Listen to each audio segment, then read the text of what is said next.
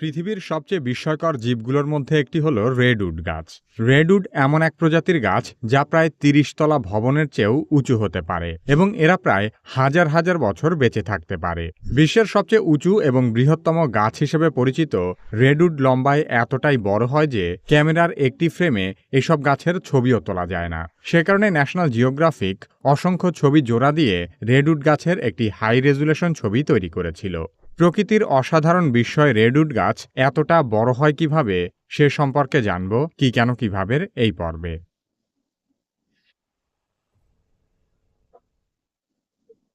Redwood হল ক্যালিফোর্নিয়ার উপকূলীয় অঞ্চলের স্থানীয় এক ধরনের বিশাল এবং দীর্ঘজীবী কনিফার গাছ। রেডউড বলতে মূলত দুটি প্রধান প্রজাতির গাছকে বোঝানো হয়। একটি হলো কোস্ট রেডউড এবং অন্যটি জায়ান্ট সিকোয়া। এর মধ্যে কোস্ট রেডউড পৃথিবীর সবচেয়ে লম্বা গাছ হিসেবে পরিচিত। এই গাছগুলো সঠিক পরিবেশ পেলে ৩০০ ফুট বা তারও বেশি লম্বা হতে পারে।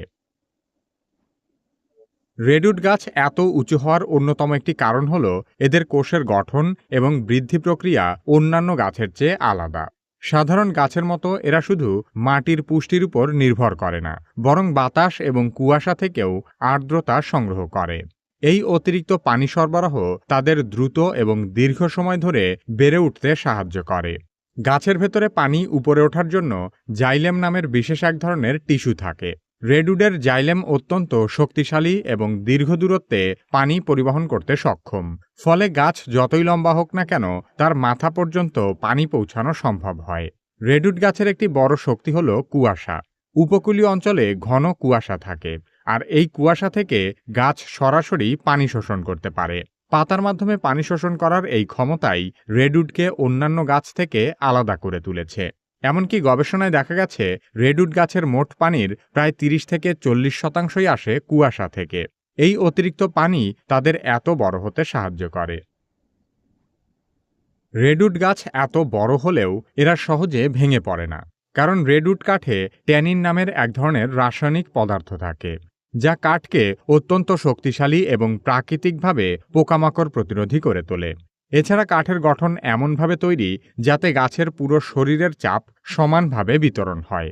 রেডউড গাছের ছাল বাকলও অত্যন্ত পুরু। কখনো কখনো এসব বাকল প্রায় ১২ ইঞ্চি পর্যন্ত পুরু হতে পারে। এই পুরু ছালের কারণে বনে আগুন লাগলেও রেডউড গাছের কোনো ক্ষতি হয় না। আমরা জানি কোনো গাছ যত উঁচু হয় তার শিকড়ও মাটির তত গভীরে যায়। কিন্তু সবচেয়ে অদ্ভুত বিষয় হলো রেডউড এত উঁচু গাছ হলেও এদের শিকড় মাটির খুব বেশি গভীরে যায় না, বরং এসব শিকড় মাটির উপর দিকেই ছড়িয়ে পড়ে।